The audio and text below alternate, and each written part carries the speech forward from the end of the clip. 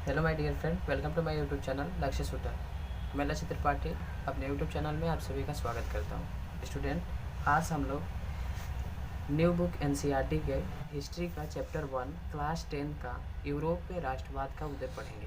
Student, इसी video में मैं जितने भी चैप्टर 1 का नोट्स होगा उसको कंप्लीट कर दूंगा और लास्ट में आपको बता दूंगा कि आप लोग पीडीएफ कहाँ से डाउनलोड कर सकते हैं या फिर ले सकते हैं। तो चलिए आज हम लोग क्लास 10 का चैप्टर 1 यूरोप में राष्ट्रवाद का उदय को पढ़ते हैं। दूसरा, ये स्टूडेंट ये सीबीएसई बोर्ड और बीएसई भी यानी कह सकते हैं कि बिहार बोर्ड दोनों के लिए लाभदायक है, दोनों बोर्ड के विद्यार्थी देख सकते हैं। तो सबसे पहला हमारा पॉइंट आता है राष्ट्रवाद। राष्ट्रवाद देखिए कहते किसको है, तो राष्ट्र के प्रति निष्ठा, उसकी प्रगति और उसके प्रति सभी नियम आदर्शों को बनाए रखना राष्ट्रवाद कहलाता है। यानी स्टूडेंट आप लोगों को ध्यान देना है कि राष्ट्रवाद कहते किसको है, तो राष्ट्र के प्रति निष्ठा मतलब कह सकते हैं कि राष्ट्र के प्रति श्रद्धा हो, उसकी प्रगति हो, उसके प्रति सभी नियम आदर्शों को बनाए रखना ही राष्ट्रवाद कहलाता है। ओके, मैं आशा करता हूँ कि आपको राष्ट्रवाद समझ में आ गया होगा। अगला हमारा पॉइंट है राष्ट्र, यानी अब देखते हैं राष्ट्र किसको कहते हैं।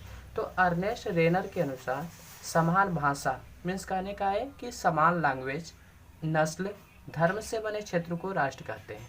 यानी हमारे अर्नेस्ट रेनर जो थे उनके अनुसार वो क्या बतलाते हैं कि राष्ट्र किसको कहा जाता है, तो समान भाषा यानी कि एक लैंग्वेज के बोलने वाले लोग हों, एक नस्ल के लोग हों, एक धर्म को मानने वाले एक क्षेत्र में रहने वाले लोग हों, उसी के क्षेत्र को हम लोग कह सकते हैं कि इसको राष्ट्र कहा जाता है।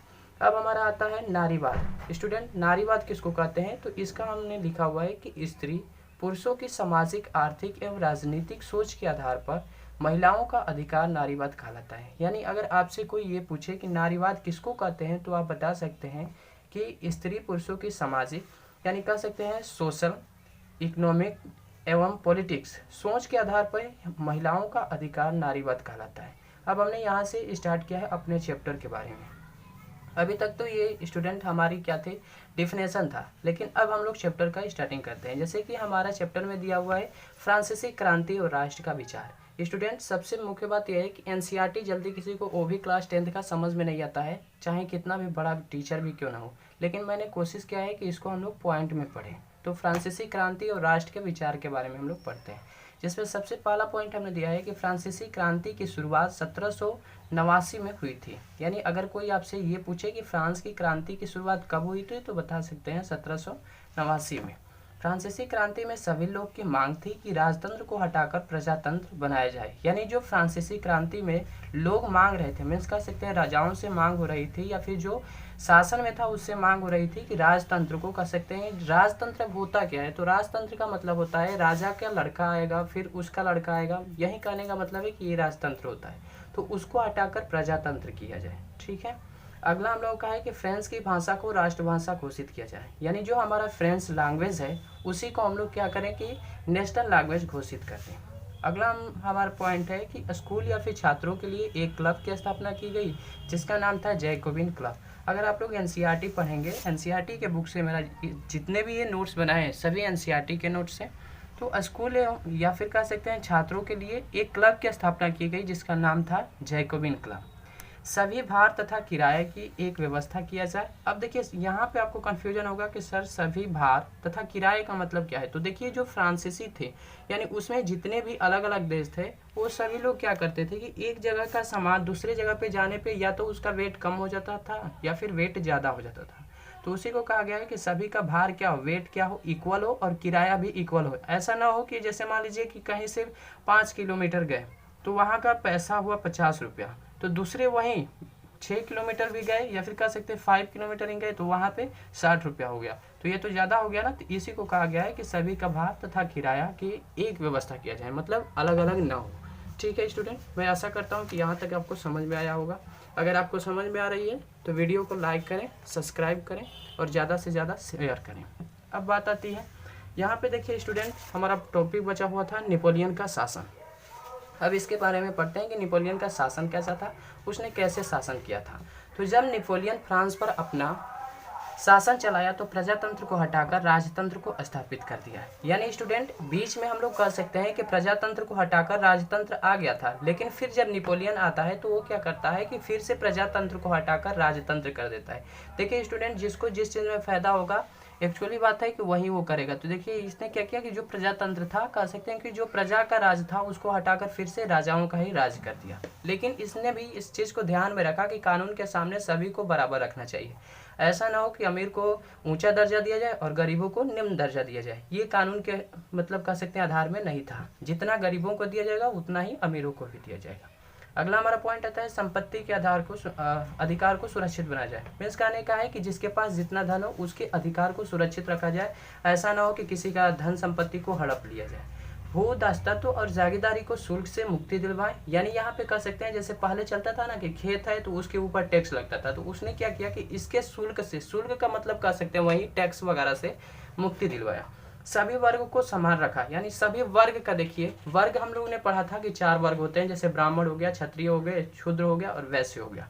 तो इन चारों को क्या रखा उसने, समान इक्वल रखा। ऐसा नहीं है कि किसी एक को ज़्यादा बड़ा समझाया और किसी एक को ज़्यादा छोटा किया। अब हम लोग आते हैं इटली का एकीकरण, जिसको हम लोग इंग्लिश में करते हैं यूनिफिकेशन ऑफ इटली। यानी इटली का एकीकरण क्या है उसके बारे में पढ़ते हैं। तो 19वीं सदी के मध्य इटली 7 राज्यों में विभाजित हो गया था। यानी कह सकते हैं कि जब 19वीं सदी थी, कह सकते हैं 19वीं सेंचुरी थी, तो उस टाइम जो इटली था 7 स्टेट में विभाजित हो गया था।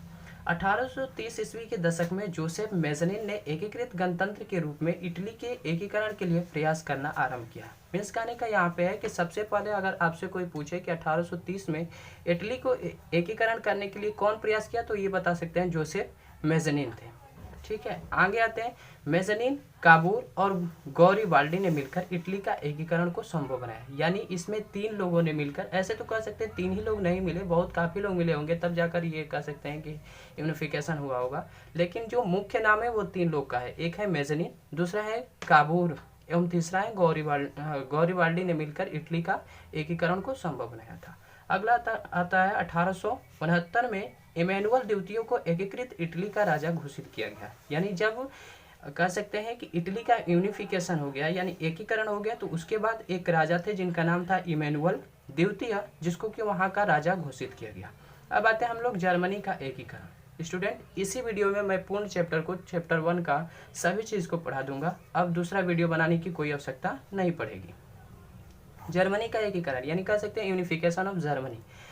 1862 ईस्वी में ऑटोमन बिस्मार्क प्रशा का चांसलर बना। यानी याद रखिएगा, ये आपके बोर्ड के एग्जाम से पूछा जा सकता है, या चाहे एमसीक्यू हो या फिर रिटन हो। 1862 ईस्वी में ऑटोमन बिस्मार्क जो था वो प्रशा का चांसलर बना। नीचे आते हैं, पॉइंट है, बिस्मार्क ने रक्त और लोह की नीति से जर्मनी के एकीकरण किया। यानी ये कह सकते हैं, आपसे पूछा जा सकता है कि रक्त और लोह की नीति किसने अपनाई थी और किस काम के लिए अपनाई थी, तो ऑटोमन बिस्मार्क ने अपनाया था और जर्मनी के एकीकरण के लिए अपनाया। बिस्मार्क ने रक्त और लोह की नीति से जर्मनी के एकीकरण किया। यानी स्टूडेंट, आपसे कोई अगर ये पूछे कि रक्त और लोह की नीति किसने अपनाई थी जर्मनी के एकीकरण में, याद रखिएगा ऐसे अगर मतलब पूछा जाता है जैसे कि अंग्रेजों से झगड़ा हुआ था उस टाइम में, तो उसकी बात अलग है। लेकिन अगर जर्मनी की यूनिफिकेशन में पूछा जाता है तो आपको याद रखना है बिस्मार्क ने किया था। अब अगला पॉइंट हमने लिखा है कि 18 जनवरी 1871 को वर्साय के महल में प्रशा के राजा विलियम प्रथम को जर्मनी के सम्राट घोषित किया गया था। यानी जिस तरीके से इमैनुअल द्वितीय को कह सकते हैं राजा बनाया गया था, उसी तरीके से जो यूनिफिकेशन ऑफ जर्मनी था, यानी कह सकते हैं जब जर्मनी का यूनिकरण हो गया या फिर कह सकते हैं एकीकरण हो गया, तब हम लोग ने किसको राजा बनाया, वो लोग ने विलियम प्रथम को जर्मनी का सम्राट घोषित किया। अब स्टूडेंट, हमने एक पॉइंट लिखा हुआ है कि नारीवाद जो था, जैसे हमने उस समय डिफिनेशन आपको दिया था कि नारीवाद किसको कहते हैं, तो उसकी स्थापना किसने की थी, तो नारीवाद की स्थापना लुई ने। आर्टो पीटर्स एक स्त्री थी जिन्होंने की थी। अगर आपसे ये कोई पूछता है कि नारीवाद की स्थापना किसने की, तो बताइएगा लुई ने, आर्टो पीटर्स ने की थी।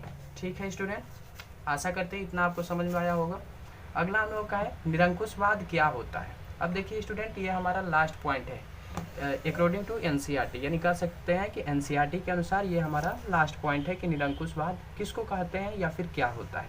तो ऐसी सरकार या फिर शासन, यानी कह सकते हैं ऐसी सरकार या फिर शासन व्यवस्था जिसकी सत्ता पर किसी प्रकार का कोई अंकुश नहीं होता है, यानी उस पर किसी भी प्रकार का कोई अंकुश नहीं है, वो जो चाहे वो कर सकता है, जो अत्यंत कठोर एवं दमनकारी होता है, इन्हें निरंकुशवाद कहते हैं। यानी ध्यान दीजिएगा कि निरंकुशवाद किसको कहते हैं, तो ऐसी सरकार या फिर शासन व्यवस्था जिसकी सत्ता पर किसी प्रकार का कोई अंकुश नहीं होता है, जो अत्यंत कठोर एवं दमनकारी होती है, इन्हें हम लोग निरंकुशवाद कहते हैं। आशा करते हैं आपको समझ में आ गया होगा। यहीं पे हमारा चैप्टर 1 हो जाता है कंप्लीट। मिलेंगे अगले वीडियो में, तब तक के लिए कह सकते हैं स्टूडेंट अगर आप लोगों को PDF की आवश्यकता पड़ेगी तो यहाँ पे हमारा नंबर दिया हुआ है, जो नंबर है 9801163593। इस पर आप लोग या तो व्हाट्सएप कर दें या फिर मैसेज करेंगे, मैं आपको PDF सेंड कर दूँगा। थैंक यू, मिलते हैं अगले वीडियो में, तब तक के लिए धन्यवाद।